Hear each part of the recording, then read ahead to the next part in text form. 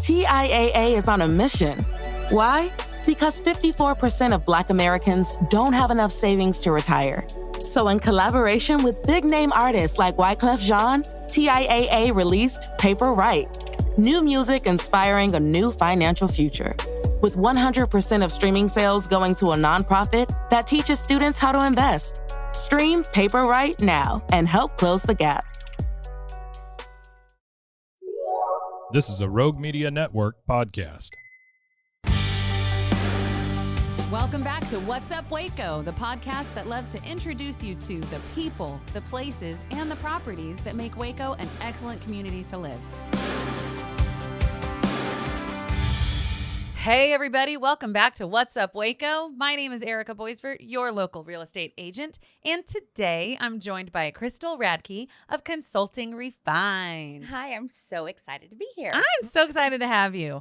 I think that your topic is so great. The business you run is super helpful, and people don't even realize they need it. Absolutely. My husband, actually, we were talking this weekend, and he said, you've just been gone so much because, January, there's 1 million marketing opportunities. Sure. And so I really have. And he's like, I come home and your computer's here and I don't know where you are. But and then at some point he's like, I actually don't know what you do. We've talked about Sure. it, but it was a really great conversation for us to have because it was more proof of why I have to work so hard at networking is because I do offer a service that most people don't think about. They don't understand. They don't know the value in it. So I do feel like I do need to work hard to put myself out there to say, hey, this is what I do. This is how I can help you. This is how I can support you, hold you accountable, encourage you, all the things. And that is hard to do from a website. Very. And so for me to be able to relay really the value and the depth of what we can do, I need to meet you. And so I for sure have been boots on the ground at every single thing since the beginning of the year. And I love it. I love meeting people. And Good. So that's been super exciting. But yes, so business consulting, business coaching, mindset coaching, all of that. I think it's definitely become more prevalent online. Yes. There's coaches for everything. You can't sleep, you got a coach. Not sure what to eat, we're going to give you a coach. Right. We'll coach you through it. Right. Yeah. And so, but for businesses, especially new business. So my ideal client is a solo entrepreneur. Okay. And why that person is my ideal client is because I have run an online business, education consulting business for 13 years. Okay. And so I know what it's like to go from an 8 to 5. Well, I was an educator, so it was for sure more than 8 to 5. But when you own your own business, it's a 24/7. Yes, it is. And so it's so much about learning how to run your business and setting goals and strategies and working them. But it also is about developing that resilience with your mindset. Yes. Because if you start struggling in your personal life because you live your business, you struggle in your business and vice versa. And so I'm not a trained therapist. I don't say, I cannot write you a prescription. Right. I cannot tell you that anything I tell you is actually I can't guarantee anything. But if you need help with accountability, if you need encouragement, if you need to text me at 8 a.m. and say, my competitor blasted me on Facebook last night and it hurt my feelings, and I will text you back and say that their opinion has nothing to do with you. You have a goal today. You are amazing. You stand on your integrity. We're not going to waste any time about that competitor, and we're going to move forward to grow your business. And Good. so, and that's what I do. That's I am, amazing. Yeah. For my one-on-one clients, I am 24/7 with them, but balance. I respond when I can, but I want to be that voice of reason for them to keep them focused on their professional life and their personal life. Good. So, well, I'd imagine if you set boundaries in your day, it teaches them to set boundaries in their day as well, and that it's okay. Yes. Because obviously, I don't think anybody's ever mad when somebody says, at 6 to 7:30, I'm making and enjoying dinner with my family. I don't talk to people during that time. That's like, oh, clear. Of course, please. Right. So, well, and when you, put boundaries in your own life, it teaches other people to have boundaries. Right. For example, I have my own to-do list. Well, I do personal stuff on the weekends. And so I texted someone who was supposed to be giving me a quote for something on Sunday. And I said, hey, you're on my checklist. And I just want to go ahead and put this out there, but do not respond to me today. I know it's the weekend, but if I don't text you, I'm not going to remember. Right, it's going to be gone. But it is not my expectation for you to stop your weekend and respond to me. Yeah, perfect. So I love that. And I think you also hit something on the head that especially solo entrepreneurs don't think about: accountability. Yeah. And to just have somebody to say, hey, remember that goal you had? Mm-hmm. How are we doing on that? How close are we? And have you pieced it out? And that part of it, when you're trying to run a business by yourself, when you're pulled in 2,000 different directions every day, to know that there's this central person to go back to who's like, hey, what about this, is so helpful. It is. And we all have dreams, Mm-hmm. but dreams without strategy or action, it's nothing. Mm-hmm. And so that accountability piece is super important. Also, as a very, I definitely have that entrepreneurial spirit. Okay. That I get overly ambitious. Okay. And I know that about myself. I mean, I've had a coach. And so I always say, don't trust a coach that doesn't have a coach.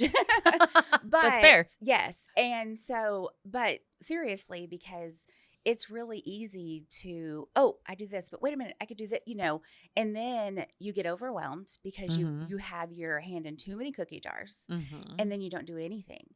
And so the beauty about meeting, with my one-on-one clients is the first thing we do is we go over last week's meeting notes, and we Okay. talk about what our goals were for last week, what's been completed, and I highlighted in their notes. And then we move stuff down or prioritize things. Okay. And so it's also great too, because I will have clients that text me and say, hey, I thought about this. And I'm like, that is a great idea. We're going to put that in long-term goals. Okay. And then they Good. will text me and like, oh, thank you for keeping me focused. Right. Good. And so is it kind of like you're working on this right now? Yes. We'll tackle that. Yes, next. it could be, part of the stair-step process of Okay. we're going to get there, you're not ready yet. Okay. Or it's not even aligned with what you're focused on. Okay. So You you're know. like, squirrel, stop it. Yes. Come back Yeah. to where you need to be. Yes. Okay. So really trying to help keep you focused, because I mean that's what we need to be successful. So and it's not just the focus, it's the actionable steps Mm-hmm. of doing the work. And if you are spending time doing this over here that doesn't serve you or your business, then you're not actually spending the time to do the work that you need to do. No, that's So, fair. yes. Sometimes I'll catch myself doing something, research on Instagram Reels. Yeah. And then I'm like, wait, is this really serving my clients? Is this helping me meet people? Is this nurturing what I need to do? No, I guess I'm gonna scoot over to my tasks that I don't want to do, Yes. but yeah. need to be done. Yeah. It is easy to blink and all of a sudden you've spent an Oh hour gosh, yes. watching, entertaining things, but, is that a scheduled hour that you have for like a brain dump? Right, right. Like, is it my time to like chill out? And I for sure have learned to put time in my schedule to read for personal enjoyment. Okay, good. And so even with my husband, he wanted me to help him create this, workout video, that thing that he was doing. And he was like, do you work on this? Yeah. And it was on Sunday. And I was like, oh, no, I have a boundary today. I'm reading my book. How'd that go? Yeah. And he was like, like what? Okay. But I'm like, also, it's going to take a lot of work, but I for sure will edit your video. And Aw. And like, I promise, just not right now. It right will now get done. I'm like really into this book, and this is what I'm doing for myself. And so yes. Good. Yes. Which is super important. Yeah. And I think people overlook that, especially because starting a business, having a business, it can very easily become every thought, every breath you take is every action you're making is toward that business. And it's very good that you remind people to give the same effort and focus to their personal life. Yeah. So before I started this business, like I said, I still actually have my education business. Okay. But that's turned into more passive income for me, with hopes to pay off my master's degree, but it's fine. It's fine. It's fine. But I would travel around the United States and speak at conferences. And I did a keynote about keeping your joy. Okay. And it was for educators, but it wasn't about working with kids. It was about self-preservation. Yeah. And I come from a mindset of what I've created for myself, just through life experiences, that I don't want to be looked at as half empty or half full. Okay. For me, my hope, wish, prayer, dream is always to be so full that I'm overflowing. Okay. And so it is a complete mind shift change to where, teaching people, look how impactful you are when you're literally functioning at 20%, because you don't put anything into yourself. I mean, you're down to the bottom of the barrel, and you're still pushing, and you're impacting lives, and you're making differences, hopefully in your family, community, business, whatever it is. But imagine what impact you can make when you function from 80%, because nobody's 100%. But that is the goal. When you are on an airplane and you're flying with your child, what do they say? If the mask comes down, what do? You put yours on first, and then you put it on your child. And our first instinct, especially as parents, is, oh, I got to take care of my kid. But if we really just got our head wrapped around the idea of, if I take care of myself first, I'm actually better at doing all the things. Nobody can do all the things at the same time, but you are definitely giving more value to everything that you touch in your life. So if we can manage that part of your mindset, that gives you more time and value and engagement and growth in your business life. It can't do anything wrong. Like, it can only serve you. Well, if you're coming from a place of refreshed, yes, relaxed, ready to tackle what you've got to handle, that's a whole different. Well, instead of spending hours spinning your wheels, or being overwhelmed and just shut down, or not focused, not knowing what to do, just stressed out, whatever, you actually could spend less time working and making more money if you figured out that balance for your life. And that is my goal, to help people achieve that. To find that balance that works for them. Yeah. And then teach them skills like how to set up a newsletter or an email, why you need an email list, why it's so important, how to create Facebook ads, are you marketed properly? Do you have a brand? Can somebody look at your stuff and know, oh yeah, that's so-and-so. And we want that. We want your brand to stick out. And it doesn't matter what industry you're in, everyone can brand themselves. Yeah. And so, all of these other important things, you have to have, knowledge, but then you also have to have the space for it. Yes. To do the work. And so when you figure out some of those things of, mindset, life, balance, work, all the things, you free up so much space to actually implement those things. And you mean business. Like mental capacity? Yes. Yeah. The mental space. Because I hear a lot, because I also do social media marketing of technology is intimidating, or, I can't do that, or, you can't teach me new tricks or whatever, which is fine. Sometimes that's really true. But there are. And that's where you step in and do it. That's fine. I'd rather teach you how to do it, but I can do. I love the creative part of designing things. Okay. Scheduling is not the funnest thing, but nobody likes to do that. No. So, but I will do it. I will for sure do it. But yeah, just, sometimes learning new things, it's twice as hard mentally than it actually is doing it, or getting your head wrapped around it.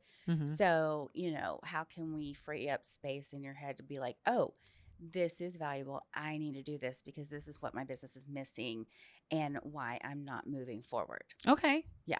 That's great. So how often do you meet with your clients? So with one-on-one clients, it's once a week. Okay. And I say it's for an hour, but sometimes it's longer. Okay. It just depends. Things come up. Yeah. And initially it is longer because we're doing like a deep dive into your business. And once I figure out your personality and your business and your structure or lack thereof, I also take time to research. your Okay. industry, because Okay. I want to make sure that I'm giving you advice that's valuable. Sure. And so I take time to do that. And then and we just, we set out yearly goals, we set out quarterly goals, and then I help you be accountable to that. So my longest client that I've been with, we sat down a few weeks ago to go over just to go ahead and set the 2024 goals. Okay. And I said, before we do that, I would like to read your 2023 goals, because, we set them and then we go through them by quarter. Okay. But we hadn't, I know she hadn't looked at her goals in a long time because we had moved so far past them. Okay. And so I said, before you set your goals, I really want to read this to you. So, and anytime I meet with someone, I type up notes. And so I keep all the notes because that's how I remember also, and to Sure. keep them accountable. But so I'm reading off her goals for 2023. And it was just the coolest thing to watch her face. She goes, wait, I was just considering that back then. And so she, was newish to her industry, Mm-hmm. Newly divorced, starting over, and all the things. Mm-hmm. And, she was considering a specialty with what she does. And it was just a consideration. Well, since then, she went through the certification, she got trained. 60% of her income is actually in that specific certification. Oh, wow. Okay. She is just blown it out of the water. And within her industry, it might not even be, it's a service industry. So it might not something that, an entrepreneur would think, oh, I don't need that. That's not going to help me. Like, maybe someone who does nails or hair, they're like, I don't really need, how can you help me kind of thing. Sure. But when she started out, she actually was like, no, I'm going to pull from my savings. I'm going to do this because I need accountability and I need someone to push me forward. And so I actually shared a text in January that she had sent me the very end of the month, and she'd sent me her sales from. Oh, I think I saw that. Yeah. From 2023 to 2024, and it was a 300% increase. That's amazing. Yes. Yes. And I was like, I am so proud of you, because I can tell you how, suggest what to do. We can create plans, but if you don't do the work, then, Yeah. it doesn't happen. But she has done the work. And, so we went through those 2023 goals, and it was just so exciting and so fun. And that is my favorite part of my job, is that those moments when I could say, look what you did. It's not what I did. I can come up with an idea and connect you and help you and even create something. But I don't do the work. Right. The business owner needs to do it. Yes, they have to do the work. And so she did the work, and it was just so exciting. So then I said, okay, let's think about us sitting here next January. What do we want to say? Wow, that was it. What are we going to blow out of the water this year? And so awesome. we set new goals, and it was exciting. And so, with coaching, it can be a short-term game or a long-term game. It really just depends on what you want to get out of it. But what a cool way you did that, though, to get her, because most people, when you have to set your goals for the year, it's kind of like a tedious, okay, here we go. This is what we have to do, and every month and every quarter and blah, blah, blah. But you took it and made it this exciting, okay, look at what you did. Yes. Okay, yes. How are we going to do that again? Yes. That's a whole, talk about a mindset shift. It was. That takes it to a different intentionality even. Yes. Okay, what are we going to celebrate next year? Not what do I have to do? Right. So when we're here next year and we're sitting here and I get to say, look what you did, what is that you really want to do? And so, and I think too, I'm starting some small groups too, because I want to make coaching affordable for everyone. Sure.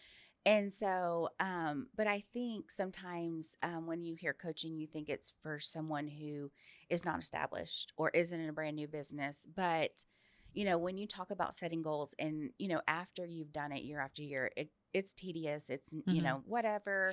We want to increase by 10%, blah, blah, blah.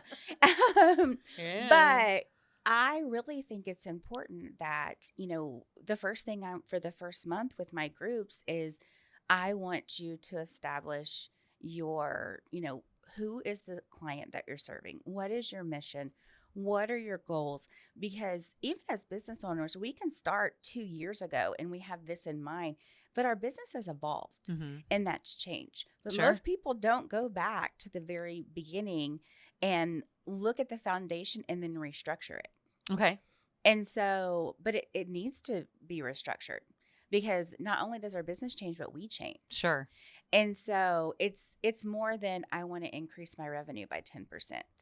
You know, maybe it's now that I've grown and I have raised my prices. So maybe my target audience, you know, customer is in a different demographic, or maybe I've, you know, pivoted this way, but it hasn't served me to where, you know, yes, financially it's fine, but it doesn't make me excited. It doesn't bring me joy, you know?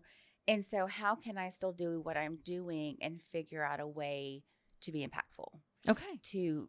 And that's, you know, I'm very extroverted. And so that's why I like working with people because, more than my success, I want them to be successful, but, you know, just having that connection with people. And so not everyone gets to do what they love, you know, like a lot of people just do what they do to survive. Yep. But if I can help someone take the things that they love, that they're good at, and help make not just a career, but a life out of that, we all win.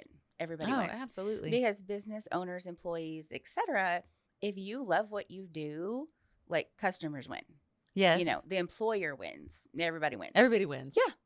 Well, and it's fun because I love that this is audio because I don't want to have to worry about how I look on podcast days. Right. However, but then the way your face lit up when you were talking about the text and that client is kind of like, oh, I wish people could see. Yeah. You seem to find a lot of joy in this. Oh, so much. And in your joy. people. Yes. Like, that's amazing. Yes. I love it so much. And I'm like, no, I have a client that texts me every time she books a new client, every time. And she changed her pricing structure at the beginning of the year and she wasn't completely confident about it. Sure. But that's a hard change to make. it is a hard change, but I believed in it. And she believed in it enough to do it, you know, like, but there's always that fear of, oh, is it going to happen if they have to, you know. That little voice is so annoying. I know. And so, I definitely speak to a lot of, you know, what are you going to allow to have power over you? Is it fear? Like, is that the lane you want to drive in? And so, yes, I'm very much a real talk of let's get to the bottom of this, right? And so, don't let that drive. Don't. Yeah. No, because when you let fear drive the bus, then you can kind of drive off a cliff, but you can sure Thelma and Louise that real quick. Yeah, for sure. But then you don't open yourself up for that success that you're seeking. I mean, you just don't. And so every time she texts me and she's like, I booked someone at new pricing and I booked, for one, I'm helping her. She actually wants to work less, which is, work less, make more. That is, would be so great. That'd be a good goal. So she wants me to help her keep accountable to that. So I'm keeping up with numbers of everything. So each week when we get together, I update numbers for, different clients throughout the year. Okay. And, but she texts me and like, I did 2 this week at, the new pricing. I'm like, see, it's just confirmation over and over and just building that confidence of you're doing exactly what you're supposed to be doing in the way you're supposed to do it. And you just need to stand on that foundation that you've created. No, that's awesome. So yeah, it's so fun. You seem like you just, so I want to backtrack just a little bit because getting to this coaching place, yes, it's very unique. Yes. And you started out with kids, right? So, or what grade did you teach? I taught kindergarten. That's what I thought. Okay. So that is, it's different and yet the same. Right. I'll bet you can take some of that. Oh, for sure. Into this. Yes. But how do you get from teaching kindergarten to helping businesses grow? Yeah. So, I was teaching in Temple and I loved it. And it for sure is what I was called to do. Oh. And I was so my master's is in teaching with technology. Okay. So I take all these technology courses. Oh, wow. Okay. And my big kids, I don't think they loved it because I was very, I don't know, do you say hip on technology? I don't know.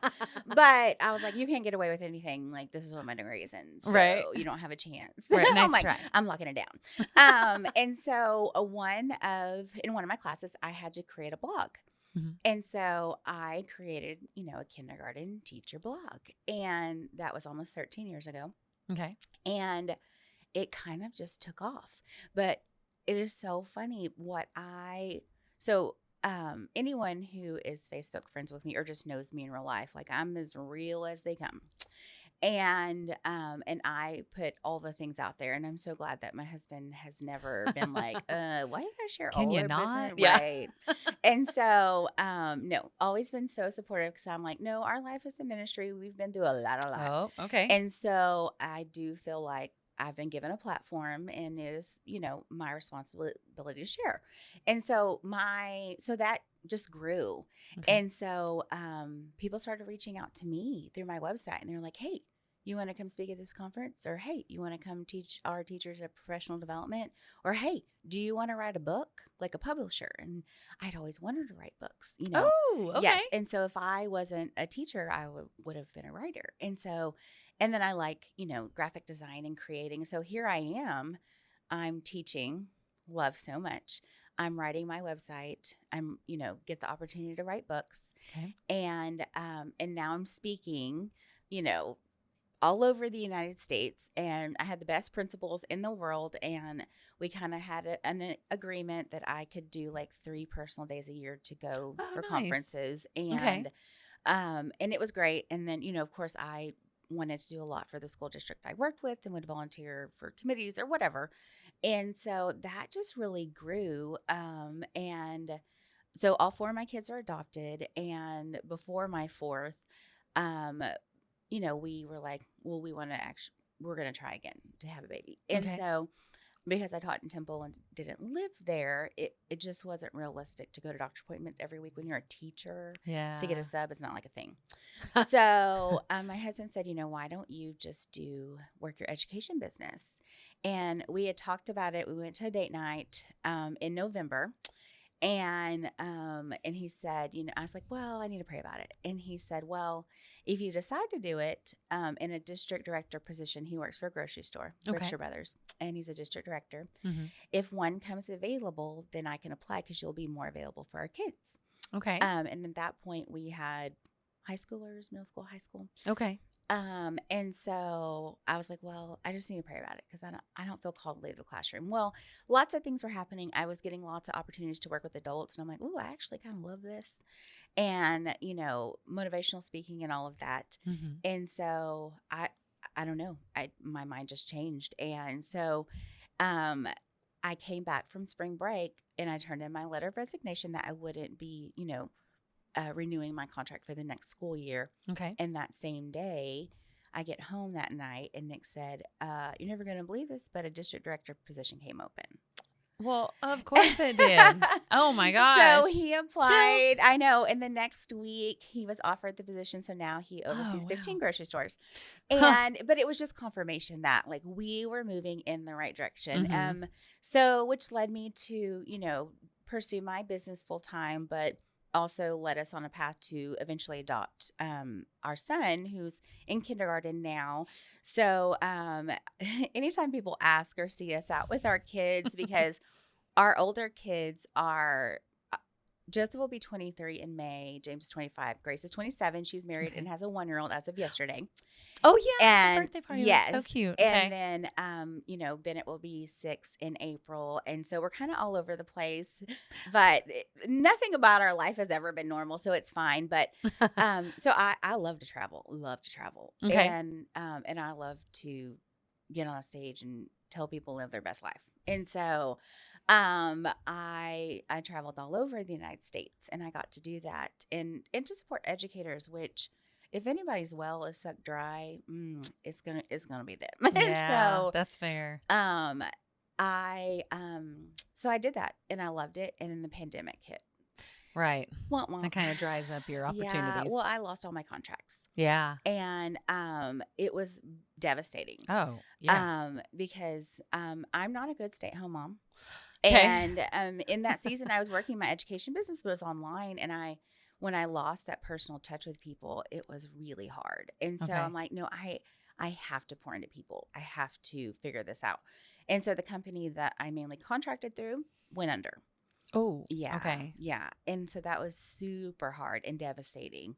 And so I kind of came to a point like, do I go back to the classroom? You know, we have this baby now, and I've waited 16 years for a baby.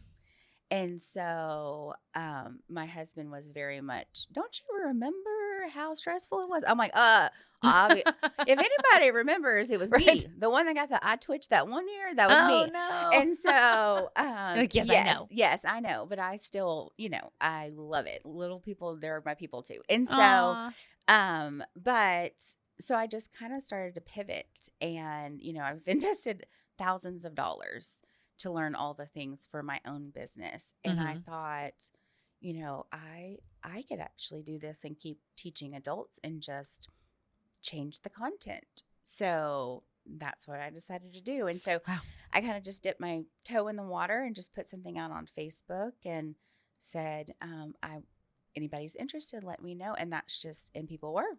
And which made me feel so good that without me having an established business yet, that, people are willing to risk that of, take a chance on me. Sure. And it worked out. And everybody, people that I have worked with, anyone who does the work has seen the major growth. Okay. And it's so great. And so, so I spent all of 2023 working with a smaller client base. Okay. And really figuring out what is it that I want to do or what I feel led to do. And, working with different industries and just thinking, okay, what are my own boundaries going to be? And so when I do start with a new small group or an individual, we do a 3-month contract. And so, because I feel like you need a good 3 months to show some sort of growth. Okay. But it also teaches me how serious you are about your business. And as much as I would love all the money in the world, which would be so great, but if you're going to be down about all the things and you're not willing to do the work, then I would rather not take your money. That's fair. And we're not a good fit for each other. Well, and that's your time too. Yeah. That is your time away from it. Every yes is a no to something else. So and that's a huge lesson I have to work on with all of my clients. And that's for sure something I have learned myself and teach them is that, I don't know how to say no. Wow. I was like, well, don't look at it like that. Yeah. Look at it as you're saying yes, but then you're saying no to what's important to you over here. And so you have to really realize the power that the words yes and no hold. Yes. And be accountable for either the yes or the no. So if you're saying yes to all these extra events that don't serve you, your business, or anything, and no to your family, there's more power in that no than there is in that yes. And so again, it's just a whole mindset thing. It is. Understanding your priorities and I think too, because I've parented younger kids, of course, I have 3 adult children now, and navigating and parenting, through foster care and adoption and children from trauma is a whole big thing in itself. Yeah. But gosh, it changed us so much in that when Bennett was born, those no's were so easy. Because when you're younger, you're ambitious and you kind of have that keeping up with the Jones mindset. You want to do all the things and be all the places. We never bought like super fancy things or spent a lot of money, but don't get your clothes dirty at school. Don't ruin your stuff. Like all of those things. And now, like when I would take Bennett's parents' day out, I would just say, I don't care if his clothes get ruined. I don't care if he paints. That means he lived his best life at school. And it's just changed to where, you just change as you grow older. Right. Well, and what you're willing to allow is different. Like, yes, for sure. Yes. And the fragility of it all. Yes. Like, is that really important? Right. And so I also think that's the value of having a coach, especially if you're younger, because, you know, Yes. you're trying to navigate things and figure things out, that, you know, 30 or 35-year-old you is going to be completely different than 25-year-old you. Oh, for sure. Gosh, And yes. so, I mean, even so growing up, I myself was super conservative. My family was not. And Okay. so, I always was like, I don't like tattoos or piercings or anything like that. Well, my daughter, she loved tattoos. Okay. And so she wanted a tattoo. And so I told all my kids, I'm like, I don't care if you get a tattoo, but I want you to find a design. And I want you to sit on it for 1 year. Okay. And hoping they respect that. But if 1 year from now you are, you know, you still want it, then I'll take you to get it. Okay. And so she wanted a tattoo that represented her prayer for a family that would love her. And so she went through different designs, and actually I found this, which I think it means hope, faith, and love. But I'm like, this is a really great symbol of that. And so it's the cross that goes to the heartbeat to the heart. Oh, yep. And so the closer we got to the date of the year mark, I told my husband, I'm like, I think I want to get a tattoo of Grace. And he's like, what? And so Who are you? I know. And then I was like, I know it's crazy to say that, but I feel convicted. I feel like this is what I need to do. And he was There you like, go. oh, okay. So I went and got it with her. And it, let me tell you, I have tattoos on my wrists now. But it has saved me all the things like road rage. If my hands are on the wheel and I'm looking down at my tattoos and I'm like, okay. So, you know, when I lost all my contracts and I was like, okay, I'm in a season of pivoting. What am I called to do now? I dropped my son off a parent's day out one day, and I went to the tattoo shop by myself, and I got You Are Enough tattoo on my other wrist. And so, and then my parents really thought I lost my mind when I got my nose pierced. and I even write about it. I've wrote about it on, you know, my website, on my social media accounts. Like 30-year-old me is for sure snubbing. Like, I don't think I was snobby and rude because have always loved all the people. Okay. But there, you know, I'll never do that. Right. Yeah. Never. Eat those words like 100 million times. Yeah. Over. Never. So, you just don't even have it in your vocabulary. Yeah. You just don't know what you'll do. When you're older, you're just, you know, I think just more grounded in who Yes. you are. Yes. And so I think that transfers over into everything that we do. And so 100%. I think, you know, especially with the younger generation and entrepreneurs, that they don't have that sense of security in themselves. So, you know, nobody wants to, I don't know that it's ever budgeted in your year-line budget of, okay, we got this much money for the hype girl, you know? Right. But there's for sure value in that, saying that, no, you can do this, you know? Well, I think there's value in just going back to your first story of somebody saying, oh, my competitor blasted me. And you saying, yeah. So? Yeah. What does that matter? Like, focus. Yeah. Pull it back. Yes. That is super valuable, because you can get lost in that moment of whatever, anger, jealousy, annoyance. Yes. And just it can just completely sucks your time Yes. and takes your focus. And what a waste. It is such a waste, because there's seriously enough business for all of us.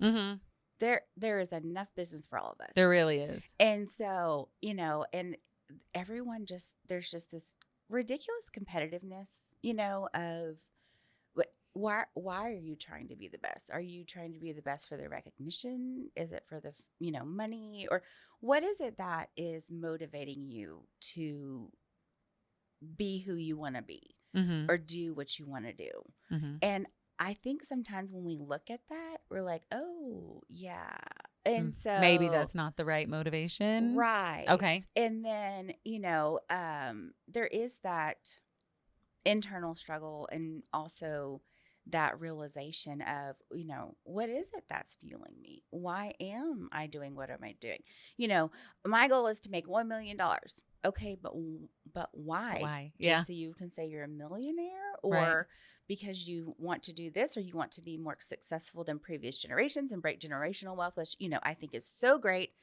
But which is a whole different yes, intentionality, right? yes. So, yeah. And so, I mean, all of that kind of definitely helps you when you figure out the why. Mm-hmm. It helps you set, I think, the right goals. Mm-hmm. Because I will tell you that even if you make $1 million, it still won't feel like enough Mm-mm. if your reasons behind it, aren't something that actually feels impactful in your life. 100%. Yeah. So this has been just chock full of all the good things. And so if somebody is listening right now and they're like, oh, okay, I think I need some crystal in my life. Yes. How do they love get it. some crystal in their life? So if they go to my website, consultingrefine.com, Okay. they can click a contact me link. It has my phone number on there. They can call or text. Okay. My email is consultingrefinetx@gmail.com. And I'm on social media, at Consulting Refined, Instagram and Facebook. Now, I think this has also been the hardest part for me. My education business, I have over 76,000 followers. Oh, I remember you talking about this. And yes. my email list is almost 50,000. And I've built that in like 3 years. And so for me, it kind of looking at my social media presence. Now you might go and like, well, if she's only got 20 posts and, starting out, and it's been humbling for myself to start over for sure. So I definitely know what that feels like with my clients. And but I think that was not an issue, but I felt like, well, I have to just put myself out there to prove credibility a little bit. Okay. Because I'm not just a former kindergarten teacher, I think it's a hard balance of, Okay. I do not like being proud or like coming off to where, oh, look at me, I sold 1 million books and my book's at Target. And that is the truth, but I'm not, I when I put something out, I want it to be, look what God can do when you walk through the door he opens. Okay. And, or, these are all dreams that I've had in my heart forever and ever. Okay. And when opportunities came, I said yes. And that's scary for a lot of people. Well, yeah. And so I want to be more of an inspiration when it comes to those things than boastful. So, finding that balance of, I want to share my life with you and these successes, but also I'm also going to share the hardships. Good. And because that's real. Oh, it is so real. And I kind of circling back to what I didn't get to earlier is how I became, very well known online with my website is because I called myself a virtual hot mess. Oh, and I meant it, because so many teachers would email me and say, thank you for being real.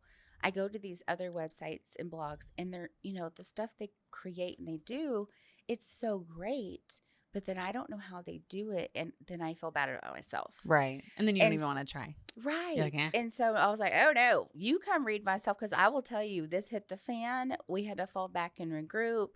I shared all the things. I mean, on the conference scene, one of the companies I would work with, one of the ladies would always say, my favorite story that I've ever read on your website is when, you were so stressed out and you went to get a massage, and your massage therapist said you carry your stress in your butt.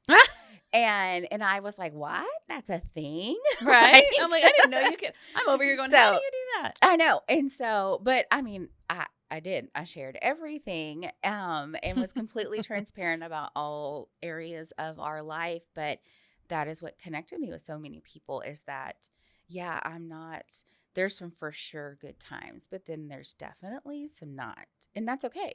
I mean, that's normal. But that's how how you grow. Yeah. Well, and awesome. So, yeah.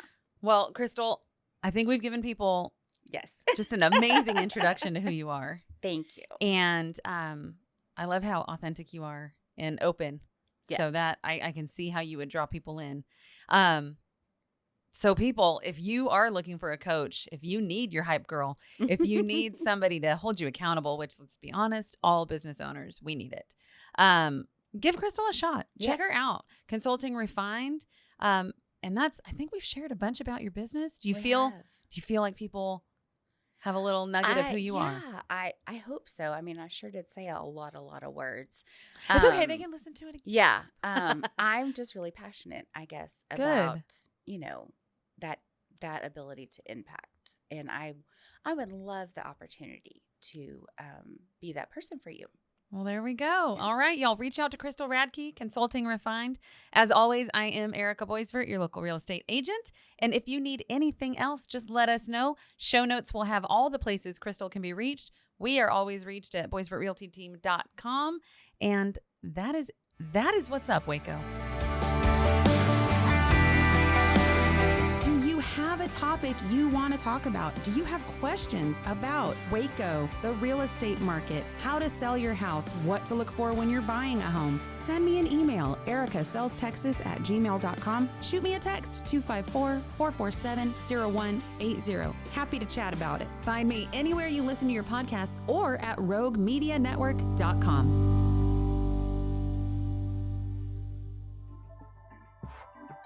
This has been a Rogue Media Network production.